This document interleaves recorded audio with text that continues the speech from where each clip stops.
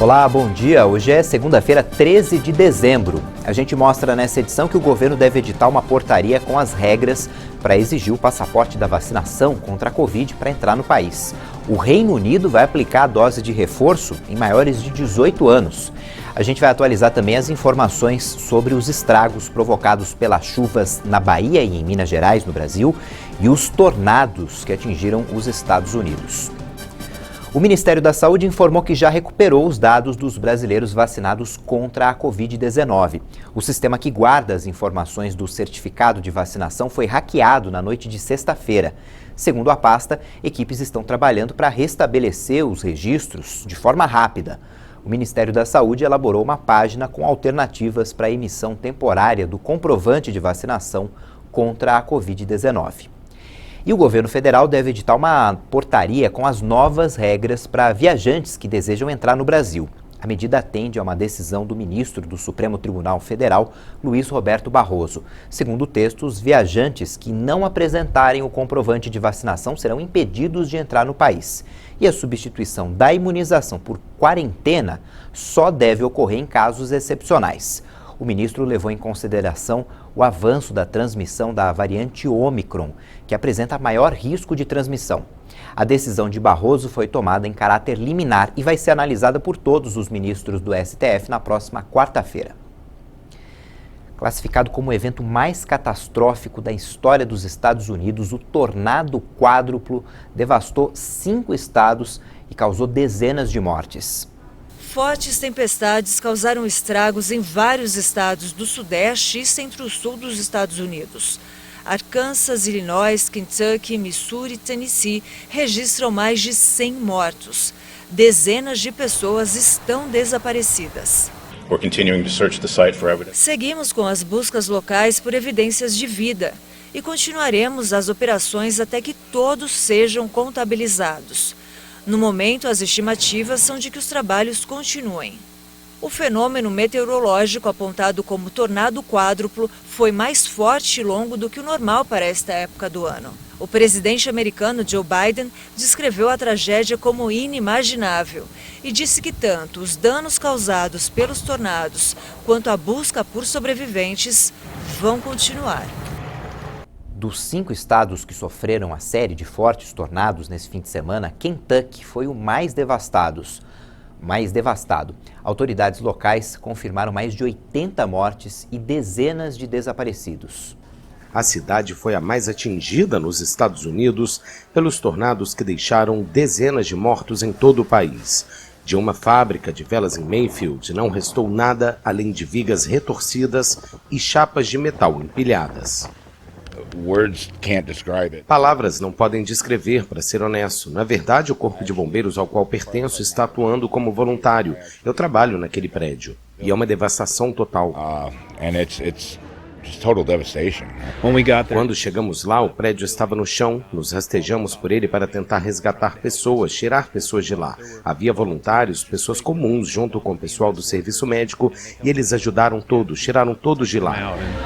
Várias dezenas de funcionários continuam desaparecidas. A prefeita de Mayfield, Kathy Onan, reduziu as chances de encontrar sobreviventes a um milagre. O trabalho agora é focado no acolhimento aos sobreviventes do que foi considerada uma das piores séries de tornados da história dos Estados Unidos. Em Minas Gerais, 2 pessoas morreram em consequência das fortes chuvas dos últimos dias. 31 cidades estão em situação de emergência e várias famílias ficaram desabrigadas. Os municípios sofrem com inundações, enxurradas e alagamentos. Na Bahia, 25 municípios decretaram estado de emergência por causa das chuvas. 7 pessoas morreram e mais de 70 mil estão desabrigadas.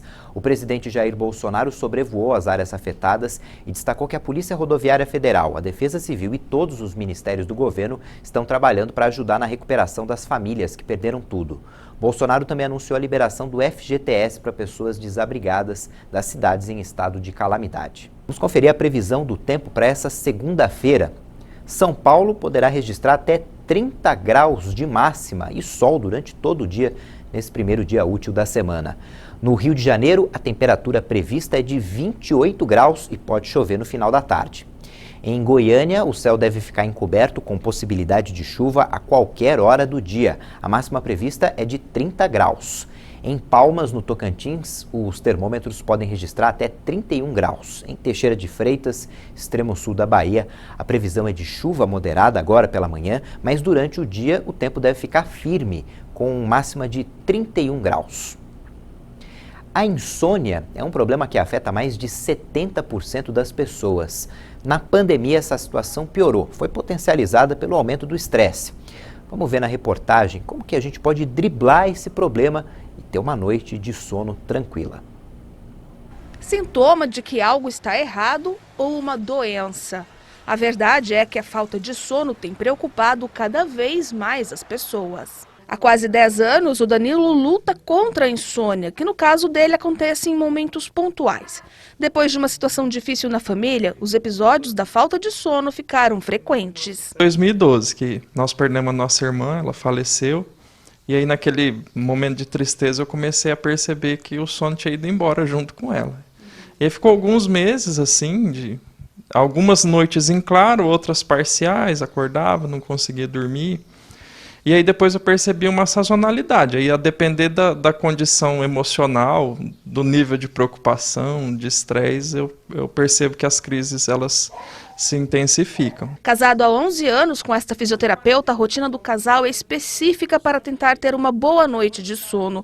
Elaine, que em determinadas ocasiões também tem dificuldade de dormir, mantém alguns costumes antes de deitar. Sempre, então, aí a gente tenta jantar o mais cedo possível. E aí, depois disso, a gente fica um tempo, assim, aí eu faço chá, depois de 1 hora e meia que a gente jantou. E aí, coloco aromaterapia no quarto, deixo o quarto bem escuro. E são as tentativas para que tenha um sono melhor. Mas para entender melhor do que se trata toda essa mudança no sistema que rege o sono, vamos primeiro entender o que é a insônia. A insônia ela é uma dificuldade de você iniciar o sono, manter ou despertar precoce, mas dentro das condições ideais do sono, né? Quando o paciente vem dizendo que tem um quadro de insônia, você tem que avaliar se às vezes esse paciente tem uma privação de sono, está se pondo para dormir num horário mais restrito por alguma necessidade do dia a dia dele, se ele tem um ambiente adequado ali no momento que ele vai dormir, se ele tem outras condições como uma ansiedade muito grande, né, que isso dificulta o sono dele, o que está acontecendo ali ao longo do dia, não somente à noite com o paciente. Olha só que dado interessante, uma pesquisa realizada pela Academia Americana de Medicina do Sono entrevistou diversas pessoas ano passado, no começo da pandemia, e 20% dos entrevistados comprovaram que tinham algum problema para dormir. Este ano, 10 meses depois, a pesquisa foi refeita e o percentual aumentou.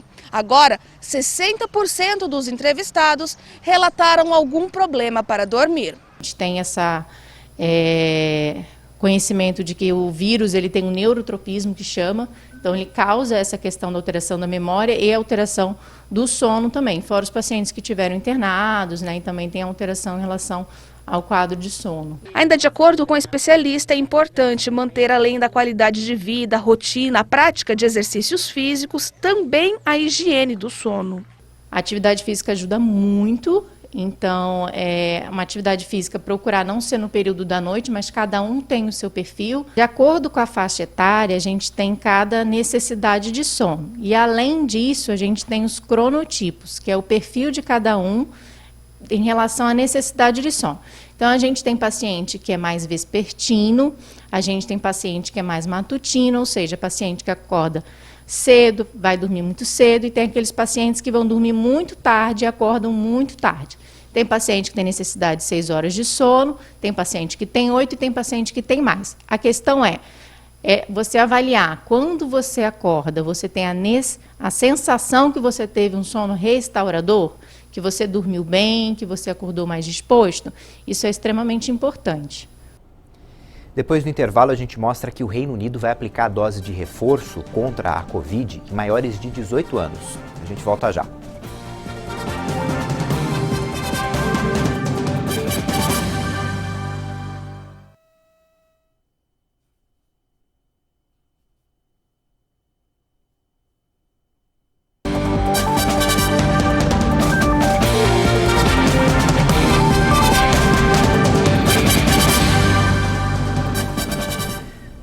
Estamos de volta às 8h44 no horário de Brasília. O comércio eletrônico de São Paulo deve encerrar o ano com alta de 39% nas vendas. Os dados foram levantados pela FEComércio do Estado. O faturamento é estimado em 43 bilhões de reais. O valor é puxado pela venda de bens duráveis, como eletroeletrônicos e eletrodomésticos. A instituição estima que o comércio eletrônico vai manter o ritmo de crescimento em 2022. Temendo o avanço da variante Ômicron no Reino Unido, o primeiro-ministro Boris Johnson estabeleceu a meta de administrar doses de reforço aos maiores de 18 anos antes do fim do mês. O primeiro-ministro britânico Boris Johnson alertou a população quanto ao perigo da então desconhecida nova variante do coronavírus, a Ômicron. Receio que estejamos enfrentando uma emergência em nossa batalha contra a variante Ômicron e devemos reforçar com urgência nossa parede de proteção da vacina para manter amigos e entes queridos seguros. Os 4 diretores médicos do Reino Unido aumentaram o nível de alerta da Covid para 4, o segundo nível mais alto, devido à evidência de que a Ômicron está dobrando aqui a cada 2 ou 3 dias. The Omicron is doubling here in the UK every 2 to 3 days. Boris Johnson defendeu a aceleração da aplicação da dose de reforço contra a Covid e afirmou que até o Natal, todos os maiores de 18 anos terão a terceira dose à disposição. A Organização Mundial da Saúde afirmou que a Ômicron se propaga mais rápido e que as vacinas são menos eficazes. Mas até o momento ela tem se mostrado menos letal. A Universidade de Oxford, que se destacou nos últimos meses no desenvolvimento de uma vacina contra a Covid, escolheu o Rio de Janeiro para sediar as 2 primeiras unidades da instituição na América Latina. Além de vacinas, os professores brasileiros e estrangeiros vão cuidar de doenças infecciosas e pesquisas de cardiologia, inteligência artificial e atenção primária. A média móvel de mortes pela Covid segue abaixo de 200 vítimas diárias no país. E 9 estados e o Distrito Federal não atualizaram os dados. O Brasil registrou mais 86 mortes por Covid-19 em 24 horas. Agora são 616.830 vítimas da doença no país. Também foram somados mais 1.688 novos casos de um dia para o outro. Ao todo, mais de 22.189.000 diagnósticos de coronavírus já foram confirmados desde o início da pandemia. A média móvel de mortes é de 171 vítimas, completando 9 dias com menos de 200. Já a média móvel de casos indica 7.133 novos registros diários. Diminuiu 22% em relação à média de 14 dias atrás. E a tendência é de queda. No mapa da evolução da doença por regiões, hoje 3 estados apontaram alta: Ceará, Minas Gerais e Sergipe. Em estabilidade agora estão 5 estados: Maranhão, Mato Grosso, Pará, Pernambuco e Piauí. E 9 estados apresentaram queda. Um ataque no site do Ministério da Saúde, no aplicativo e na página do Conect SUS afetou a divulgação de casos e mortes. 10 unidades da federação não informaram os dados. Distrito Federal, Goiás, Mato Grosso do Sul, Paraíba, Rio Grande do Norte, Rio Grande do Sul, Rondônia, Roraima, São Paulo e Tocantins. O Ministério da Saúde informou que foram identificados 11 casos de infecção pela variante Ômicron do coronavírus no Brasil. O estado com mais casos da cepa é São Paulo, com 5 diagnósticos positivos. Distrito Federal, Rio Grande do Sul e Goiás têm 2 casos cada da nova variante. No Brasil já foram aplicadas 320.112.000 doses de vacinas contra a Covid. O número pode ser ainda maior porque 17 estados não divulgaram os novos números de vacinados em 24 horas. Segundo o Ministério da Saúde e as secretarias estaduais de saúde, mais de 160 milhões e 145 mil pessoas tomaram a primeira dose. 75% da população brasileira, portanto. Mais de 139 milhões e 421 mil brasileiros tomaram a segunda dose, que representa 65% da população, e a dose de reforço já foi aplicada em mais de 20 milhões e 544 mil pessoas, 9,6% dos brasileiros. São Paulo já tem 77% da população vacinada com a segunda dose da vacina. Pesquisadores japoneses desenvolveram uma máscara que usa anticorpos de avestruz para detectar a Covid-19. Baseado em pesquisas anteriores que mostraram que as aves têm forte resistência a doenças, os cientistas da Universidade da Prefeitura de Kyoto, no oeste do Japão, começaram criando uma máscara de filtro revestida com anticorpos de avestruz voltados para o novo coronavírus. Em um pequeno estudo, as cobaias usaram as máscaras e, após 8 horas, os filtros foram removidos e borrifados com uma substância química que brilha sob a luz ultravioleta. Com o resultado, os filtros usados por pessoas infectadas com Covid-19 brilhavam ao redor do nariz e da boca. A equipe espera avançar ainda mais nas pesquisas e desenvolver máscaras que brilhem automaticamente, sem iluminação especial, caso o vírus seja detectado. Ontem, o segundo domingo de dezembro, foi celebrado o Dia da Bíblia. A data foi instituída em 1549 na Grã-Bretanha, com o objetivo de agradecer a Deus pelas escrituras sagradas e incentivar a prática da leitura bíblica. No Brasil, o dia só passou a ser celebrado em 1850, quando os primeiros missionários evangélicos chegaram da Europa e dos Estados Unidos ao país. Há tempo de nascer e tempo de morrer. Tempo de plantar e tempo de colher. Tempo de matar e tempo de curar. Tempo de destruir e tempo de construir. Foi a partir do capítulo 3 do livro de Eclesiastes que a teóloga e jornalista Cris Belloni teve seu primeiro contato com a Bíblia. A Bíblia, de uma maneira bem simples, né, para mim é uma carta de amor de Deus para a humanidade. Porque dentro dela tem um plano de redenção revelado a nós. A carta, escrita por muitas mãos por meio da inspiração de Deus, transformou-se em livro, o mais antigo do mundo, mas também o mais atual, já que desde sempre e até hoje é a fonte para todas as respostas. A Bíblia é o livro mais antigo do mundo, mas também é o mais atual. Comente a afirmação. Sim, é o livro mais antigo do mundo, por ter sido escrito há mais de 3.500 anos.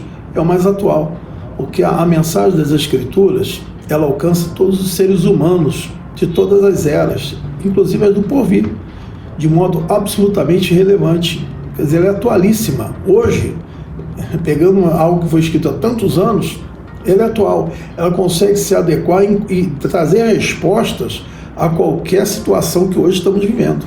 A Bíblia Sagrada sempre foi e sempre será atual. Se a pessoa entende aquele conteúdo, que é um conteúdo inspirado por Deus, ela vê uma transformação maravilhosa na vida dela. E hoje são várias as versões do livro sagrado, dos mais tradicionais aos infantis, passando inclusive pela Bíblia comentada pelo missionário R.R. Soares. Olha, a Bíblia do missionário foi um trabalho muito árduo, muito trabalho. Ela traz milhares de notas explicativas, cujo mérito é dar aplicação, extremamente prática às passagens bíblicas. É tentar clarear um pouco a pessoa o entendimento sobre aquele texto. De nada adianta conhecer o texto sagrado se não faz sentido ou se não vê nele relevância para a vida do dia a dia. Quer dizer, a palavra de Deus ela vai se renovando, é um alimento diário que a pessoa vai tendo e as notas explicativas são de grande valia para qualquer pessoa. A Bíblia é o livro mais vendido do mundo, com aproximadamente 5 bilhões de cópias comercializadas em mais de 200 idiomas e dialetos. Mas seu formato digital tem sido muito acessado pelo celular. O aplicativo da Bíblia Online atingiu recentemente a marca de 500 milhões de usuários. São 2 formatos bem diferentes, mas que trazem as mesmas mensagens. A Bíblia Online seria alternativa, inclusive, para quem vive em países onde há perseguição religiosa. Existe uma perseguição aos cristãos, isso é real, está acontecendo, está crescendo, tanto em número quanto em intensidade. A gente está vendo cada vez mais cristãos morrerem por causa da Bíblia, em países onde o cristianismo é proibido. Recentemente, a Apple declarou ter sido obrigada a tirar o aplicativo da Bíblia de sua loja de apps na China. E a gente está vendo essa proibição acontecer e se espalhar para outros países também, De um lado do mundo, cristãos que querem ler a Bíblia, mas são impedidos. Do outro, pessoas que têm acesso fácil, mas dispensam a rica leitura, muitas vezes por desinteresse ou dificuldade de compreensão. Tudo começa quando a pessoa abre o coração. Essa é a maneira mais fácil de entender a Bíblia. São todas as áreas do conhecimento em um só livro. Dentro da Bíblia contém o quê? Profecias, contém poesia, contém história, relatos, depoimentos de pessoas. É a coisa mais linda. Tem pesquisas, por exemplo, pesquisas feitas por Lucas, que era um médico. Então, assim, ele falou de Jesus de uma forma mais científica. Então, assim, a Bíblia é muito ampla. Ampla como o significado da mensagem contida no texto mais apreciado pela teóloga. É justamente aquela parte que fala que há tempo de sorrir, mas há tempo de chorar, há tempos de guerra, há tempos de paz. E conhecer Jesus Cristo, que é o nosso Salvador. Essa edição fica por aqui, mas no YouTube você pode rever as nossas reportagens. Bom dia, boa segunda-feira. Tchau.